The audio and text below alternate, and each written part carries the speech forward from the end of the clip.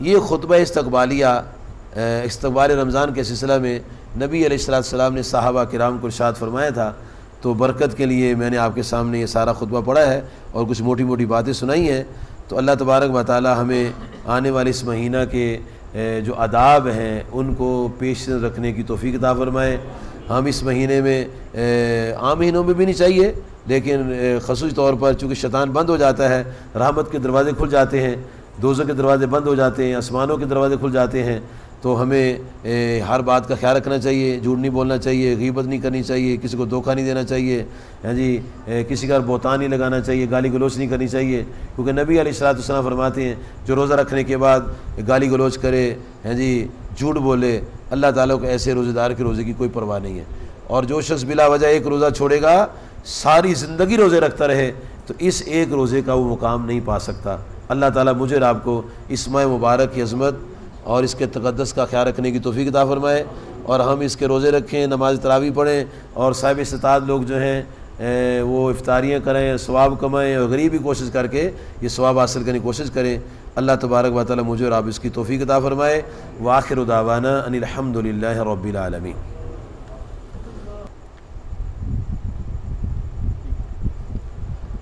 یہ پہلا سوال ہے، روزہ رکھنے اور افطار کرنے کی نیت کیا ہے؟ نیت میں نے سنا ہے کہ دل کے ارادے کا نام ہے، ٹھیک ہے؟ اچھا، احادیث میں افطاری کی جو دعا آتی ہے وہ میں آپ کو سنا دیتا ہوں، کیونکہ سحری جو ہے اس کی رات کو نیت کرنی پڑتی ہے، روزے کی رات کو ہی نیت کرنی پڑتی ہے، یعنی رات کو سونے سے پہلے نیت کرتے میں نے روزہ رکھنا ہے جی، تو یہ نیت ہی کافی ہے۔ ویسے ہم عام طور پر اپنے ماحول میں پڑھتے ہیں وَبِصَوْمِ غَدٍ نَوَيْتُ مِنْ شَهْرِ رمضان، یہ ہم نیت کرتے ہیں۔ اور افطاری کی حدیث مبارکہ میں جو نیت آتی ہے کہ کس طرح نیت کرنی ہے افطاری کے وقت، نبی صلی اللہ علیہ وسلم کی حدیث مبارکہ میں اس کا ذکر آتا ہے۔ جناب سرکار دو عالم صلی اللہ علیہ وآلہ وآصحابہ وبارک وسلم کی حدیث مبارکہ سے جو لفظ ہیں وہ یہ ہیں کہ اللہم انی لک صمت وعلی رزقک افطرت، یہ الفاظ آتے ہیں احادیث کے اندر۔ ابو داؤد جلد 1 صفحہ 329، مشکاۃ صفحہ 175، بہقی شریف جلد 2 صفحہ 239، کتاب الاذکار صفحہ نمبر 173 174، شرح سنہ جلد 6 صفحہ 265، تلخیص الحبیر جلد 3 صفحہ 202، مصنف ابن ابی شیبہ جلد 3 صفحہ 100، کتاب السنی صفحہ نمبر 474، دارقطنی جلد 2 صفحہ 185۔ ان تمام کتابوں میں جناب معاذ بن زہرہ رضی اللہ عنہ سے روایت ہے، فرماتے نبی صلی اللہ علیہ وسلم روزہ افطار فرماتے تو یہ کلمات فرماتے، اللہم لک صمت وعلی رزقک افطرت۔ اس کا مطلب ہے اے میرے اللہ، میں نے تیرے لیے روزہ رکھا اور میں نے تیرے رزق پر افطار کیا، یہ حدیث کے اندر آتا ہے۔ اچھا، اب ہم بہتر تو یہ ہے کہ یہی کلمات پڑھے جائیں، ہم کچھ زائد کلمات پڑھتے ہیں، مثلا ہم یہ پڑھتے ہیں اللہم انی لک صمت وبک آمنت وعلیک توکلت وعلی رزقک افطرت، ہم یہ پڑھتے ہیں۔ چلو اس میں ہم اپنے ایمان کا بھی ذکر کر لیتے ہیں، ہم اپنے اللہ تعالیٰ کی ذات پر توکل کا بھی ذکر کر لیتے ہیں، حالانکہ ہونا یہ چاہیے کہ مثلا یہ پڑھتے ہیں نا اللہم انی لک صمت وبک آمنت، تو آمن تو پہلے آنا چاہیے کہ اللہ ہم تجھ پر ایمان رکھتے ہیں، تجھ پر توکل کرتے ہیں، تیرے لیے روزہ رکھتے ہیں، تیرے رزق پر افطار کرتے ہیں۔ بہرحال یہ چونکہ عام یہ پڑھی جاتی ہے دعا، لوگوں کو یہی یاد ہے، تو اس میں یہ لفظ بھی آ جاتے ہیں، یہ الفاظ بھی اس میں آ جاتے ہیں، صمتو افطرتو، یہ الفاظ آ جاتے ہیں، تو اس لیے جس کو وہ یاد ہے پڑھ لے، لیکن یہ یاد کر لیں، یہ آپ کے لیے ماشاءاللہ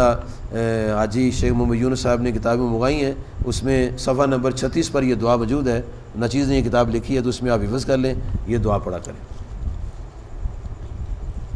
کیا کچھ کھائے پیے بغیر روزہ رکھا جاتا ہے؟ حضور صلی اللہ علیہ وسلم کی ذات پاک نے مسلمانوں کو یہ تعلیم فرمائی ہے کہ اے مسلمانوں، سحری کھاؤ کہ سحری میں برکت ہے، ہمیں بغیر ساری کھائے جان بوجھ کر روزہ نہیں رکھنا چاہیے، کہ جان بوجھ کر نہ کھائے، ایسا نہیں کرنا چاہیے۔ یہ نبی صلی اللہ علیہ وسلم کے پھر ارشاد کے مطابق بات نہیں ہوگی، ہمیں ساری کرنی چاہیے جی۔ اگر کسی دن ایسا ہو جائے کہ رات کو ہم نے نیت کر لی تھی کہ صبح میں نے روزہ رکھنا ہے، لیکن اٹھے اس وقت جب روزے کا ٹائم گزر چکا تھا، تو اب تو نہیں کچھ کھا سکتا نا، تو پھر ایسی صورت میں بغیر کھائے بھی روزہ ہو جائے گا، تو اس میں کوئی حرج نہیں ہے۔ لیلۃ القدر کون سی ہے؟ یہ حدیث میں یہ پنہا ہے بات ہے جی، 21 ہے یا 23 ہے یا 25 ہے یا 27 ہے یا 29 ہے، اس میں طاق راتوں کو ترغیب دی گئی ہے کہ طاق راتوں میں تلاش کریں، لیکن اکثر بزرگوں نے اور صحابہ میں سے کچھ نے 27 کی طرف اشارہ کیا ہے۔ اور یہ ناچیز نے جو کتاب لکھی ہے رمضان مبارک کے فضائل اور مسائل، اس میں نے لیلۃ القدر کا ایک چیپٹر لکھا ہے، اس میں ہی میں نے ساری حدیثیں نقل کر دی ہیں، یہ آپ اس میں سے پڑھ لیجیے گا۔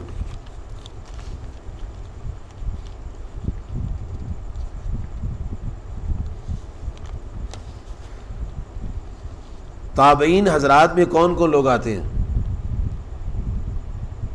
تابعی اسے کہتے ہیں جس نے صحابی کی زیارت کی ہو،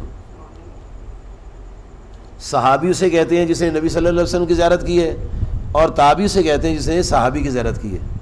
تو اب یہ بڑی لمبی فہرست ہے، اس کا مختصر جواب یہ ہے کہ جس نے نبی صلی اللہ علیہ وسلم کے صحابی کی زیارت کی ہے وہ تابعی ہے، اور نبی علیہ السلام فرماتے ہیں جس نے میرے صحابی کا دیدار کر لیا تابعی ہو گیا، وہ بھی جنتی ہو گیا۔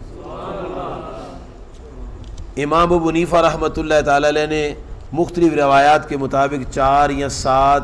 صحابہ کرام کی زیارت کی ہے۔ یہ تمام ائمہ میں جو فقہ کے امام ہیں، ان میں امام ابو حنیفہ رحمۃ اللہ کو یہ اعزاز حاصل ہے کہ آپ نے صحابہ کا دیدار کیا ہے اور آپ تابعین میں شمار ہوتے ہیں۔ اگر سنت غیر معقدہ کو بھول کر سنت معقدہ کے طریقے پر پڑھ لیا جائے تو سجدہ صاحب کرنا چاہیے؟ نہیں، اسے سجدہ صاحب نہیں ہوتا۔ سنت غیر معقدہ ایسے پڑھتے ہیں کہ 2 رکعات پڑھنے کے بعد بیٹھ جاتے ہیں، پھر اتحیات کے ساتھ دروسی پڑھتے ہیں، پھر تیسری رکعت سبحانک اللہ سے شروع کرتے ہیں، ٹھیک ہے۔ لیکن انہوں نے سوال کیا کہ اگر سنت معقدہ کی طرح پڑھیں، یعنی صرف تشہد پڑھیں، آگے دروسی بھی نہ پڑھیں، اور پھر کھڑے ہو جائیں، پھر ثنا نہ پڑھیں اور علم شریف سے شروع کر لیں، تو یہ چونکہ دونوں چیزیں پڑھنی سنت ہیں، تو سنت کے رہنے سے سجدہ صاحب نہیں ہوتا۔ کوئی واجب رہ جائے پھر سجدہ صاحب ہوتا ہے۔ مرد اور عورت ایک کمرے میں نماز پڑھ سکتے ہیں، میاں بیوی پڑھ سکتے ہیں، کوئی حرج نہیں ہے، ایک کمرے میں نماز پڑھ سکتے ہیں، نفل پڑھنے چاہیے گھر میں۔ ویسے تہجد کی نماز 11 رکعتیں لازمی ہیں، پھر 2 یا 4 یا کتنی پڑھی جانی چاہیے؟ نبی صلی اللہ علیہ وسلم 8 رکعت تہجد پڑھتے تھے، 3 وتر پڑھتے تھے، ہیں جی، تو ایسے ہی اتنے ہی پڑھنے چاہیے، ہیں جی۔ اور اگر کبھی وقت نہیں ملا، تھوڑا سا وقت رہتا ہے، 2 ہی پڑھ لیں، لیکن ناغہ نہ ہو۔ ہمارے بزرگ بابا جی نگینہ صاحب رحمۃ اللہ تعالیٰ علیہ ہمیں تعلیم فرمایا کرتے تھے کہ 2 رکعت نفل پڑھو، پہلے وضو کے، 2 شکرانے کے پڑھو اور 8 تہجد کے پڑھو، اس طرح 12 ہو جاتے تھے، ہیں جی۔ شکرانے کے بھی ہو جاتے تھے اور وضو کے بھی ہو جاتے تھے، 8 تہجد کے ہو جاتے تھے، تہجد 8 رکعت اور 2 نفل شکرانہ، 2 وضو کے ہو گئے۔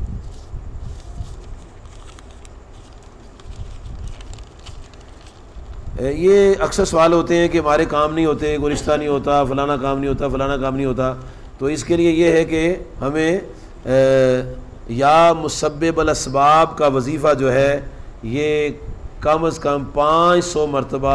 ہر رات کو عشاء کی نماز کے بعد قبلہ رو ہو کے کھڑے ہو کے پڑھنا چاہیے۔